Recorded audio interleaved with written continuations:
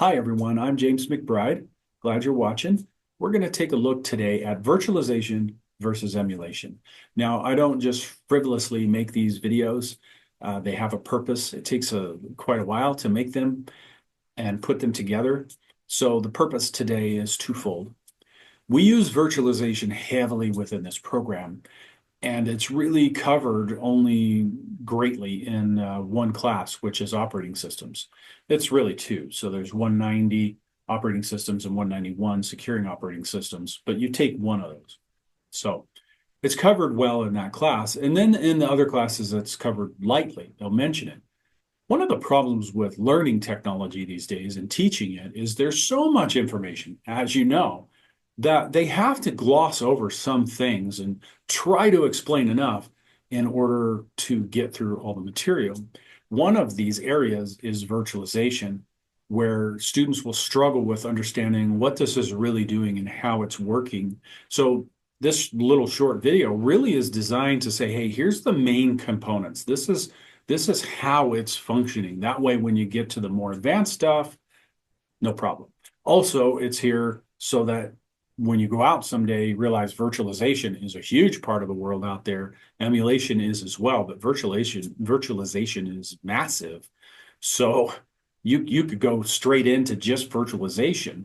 It's a massive place. So I'm trying to accomplish those two things, help you through your degree program and also help you to be aware that, hey, this is out there and it's there to stay. And knowing about it means that you're better prepared for what you may do in the future. So let's take a look at the first portion of this. I say straight out right here that virtualization and emulation are frequently confused online. And that's because emulation can start to take on some of these virtualization aspects in these very complex systems. And we're not really going to get into that. We are basically going to define this is what emulation is doing and this is what virtualization is doing, so that you understand that as it goes out there, you can define this as virtualization, this is emulation by these concepts. So let's take a look. Virtualization is used heavily, as I said. If you hit a website like Amazon, they've got thousands of processors behind that. They've got terabytes and terabytes of RAM and storage behind that. How does it all happen off of one site? You type Amazon.com and hit enter. Where's that request going? Well, it's hitting a computer out there.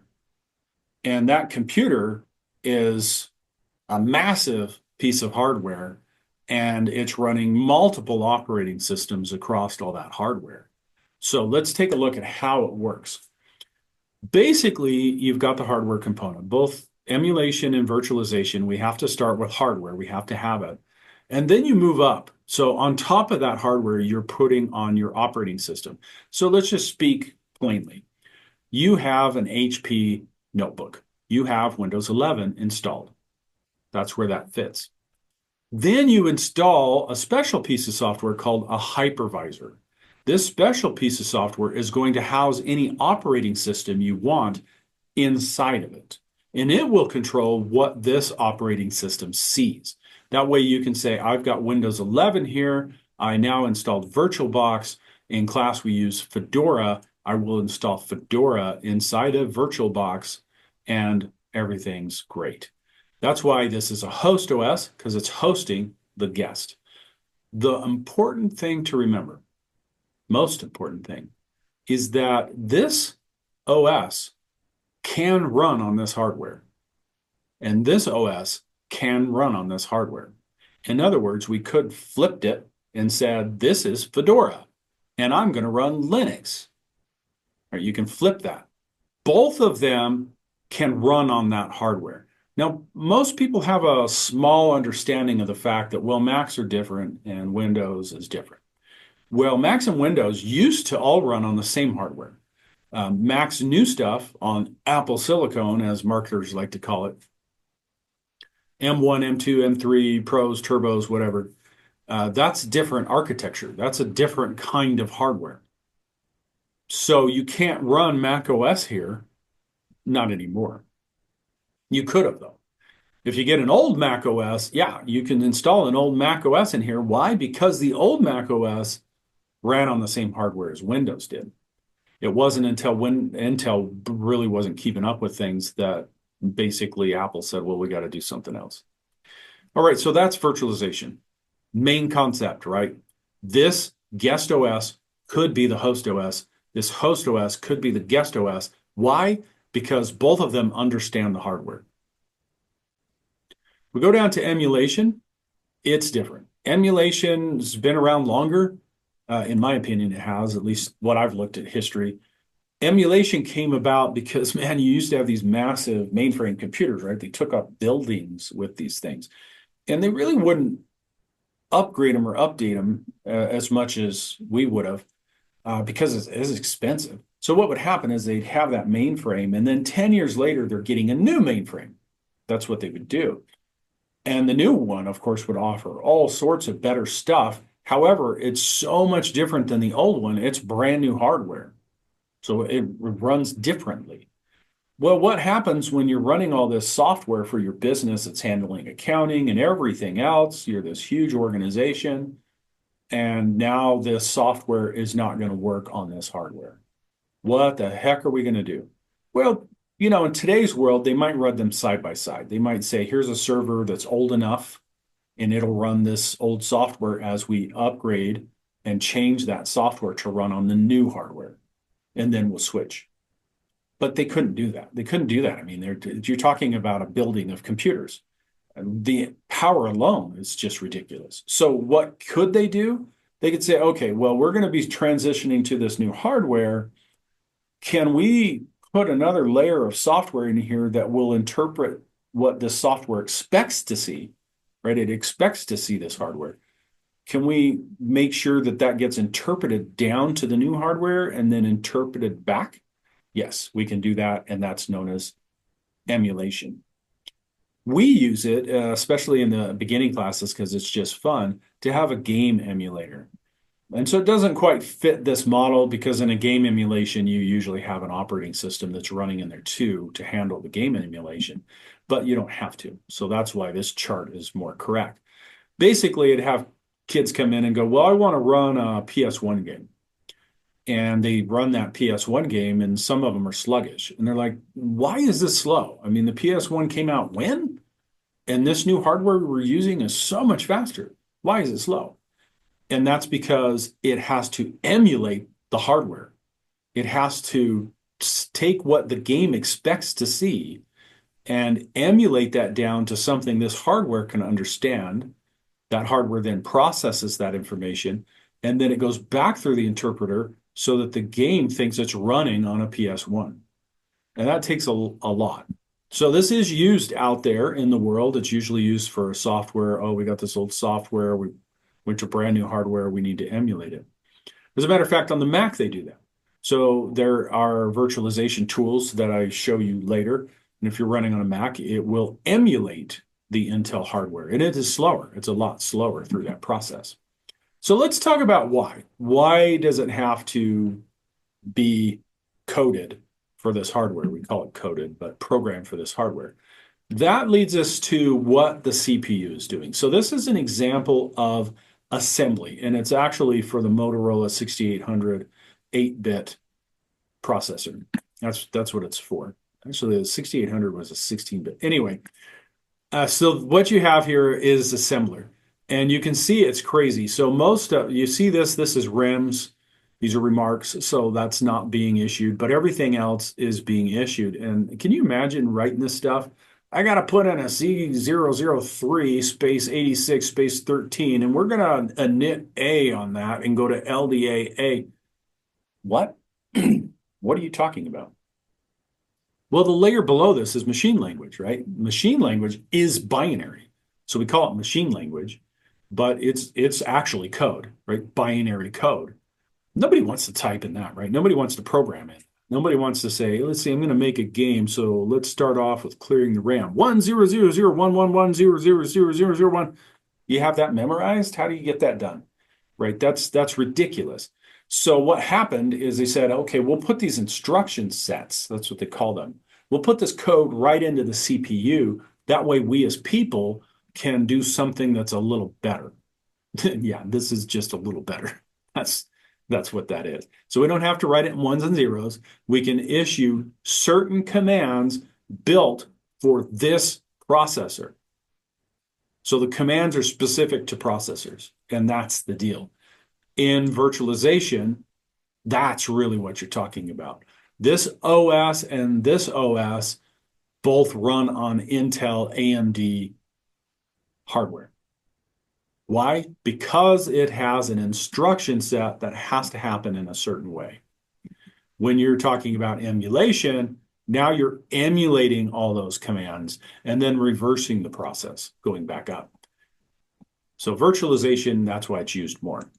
Get the right hardware and you're ready to go. Now, let me show you where this comes out so that you can see some things. I pulled up Debian here. Debian is a Linux distribution. It's a popular one. There's lots of variations off of Debian. And so I wanted to show you that the standard installer is actually an AMD 64. That's why it's listed first on these. It's all listed first. These are all AMD 64. What that means is it's compatible with anything that is AMD or Intel. Now, I know it doesn't say Intel. That can get confusing. But basically what happened is back in the day, Intel had a 64-bit instruction set, but they put it into their server CPUs. So it wasn't something that you used on a standard PC. Then AMD came out, right? They came out and said, here's our one for everything we do. And so they were first, basically. So you'll either see this listed as AMD 64 or X64. Intel calls it X64, but it's totally compatible with AMD stuff. So out there in the tech world, they often just list it as AMD 64. And yeah, you have to do a little processing there. You have to think about the fact, does Windows run on AMD? Yes. Does Windows run on Intel? Yes. So that would work then. Yes. And of course, the 64 is 64-bit processor. Then you see one for ARM. There's another ARM. This is a MIPS. That's older. This is PowerPC. That's older. This is RISC-V 64. That's newer. These are different architectures. This one would work on Apple and a lot of your phones and tablets because those are all ARM processors complying with a certain instruction set to speak to a specific set of processors, and on and on and on. So we're not going to get really into that, but the main thing that you need to understand here is this I'm showing you here, where if I'm going to run this operating system, then I better have an ARM processor. Otherwise, when I try to load this onto my Intel AMD 64, it's going to say this is the wrong architecture. That's how this is faster. Virtualization is faster because the host OS and the guest OS know how to deal with x64 in this instance, or AMD 64. That code doesn't have to be interpreted, doesn't have to be changed. It can just be passed along. So what is the hypervisor doing? Well, it's giving you the ability to install another OS inside your operating system. That's fantastic. You can't just load up Windows and say, let me go get this distribution of Linux and stick it on there, right? It'll say, you want to erase Windows? That's what it's going to do. Now you'll learn in another video that there is a way to install versions of Linux in Windows. But what is Windows really doing? It's loading a hypervisor in order to make that happen. VirtualBox is just a graphical one that's a lot easier for us to deal with. So that's one thing it's doing. The other thing it's doing is that within this hypervisor, as you'll see in the other videos, you can control what this guest sees. So you may have a 42 CPU processor down here and 5 terabytes of RAM. And then you run this guest OS and you say you get 4 processors here in hypervisor. You get 4 processors and you get 8 gigs of RAM. And that's all the guest OS thinks it has. It can't go around that. So you control what this guest can do. And that's one of the reasons virtualization is used. So as a student, it gives you the opportunity, if you're remote especially, to be able to say, oh, okay, I'm going to have to do a bunch of stuff in my Windows class, my operating systems class, where we discuss Windows and Fedora. How am I going to do that? Oh yeah, just install VirtualBox and then install Fedora inside of it, and you're ready to go. And then, of course, out there in the big world, you'll go into any kind of IT department, and they'll go, well, that's our bank of servers, that's our Blade server, that's our rack of servers that we have, and we're running VMware on it, and so these are the 20 servers that are on that piece of hardware. How? Virtualization. They're not using VirtualBox, but they're using something else. That's the main difference that I want you to understand. So thanks for watching, and take the little test and remember those concepts, because you will be using virtualization much heavier. And of course, if you are ready to install your virtualization software, then you want to go to the next videos and decide, am I going to use what's built into Windows to make that happen, or am I going to use VirtualBox? My recommendation is VirtualBox unless you're low on space. Thanks for watching. We'll talk with you later.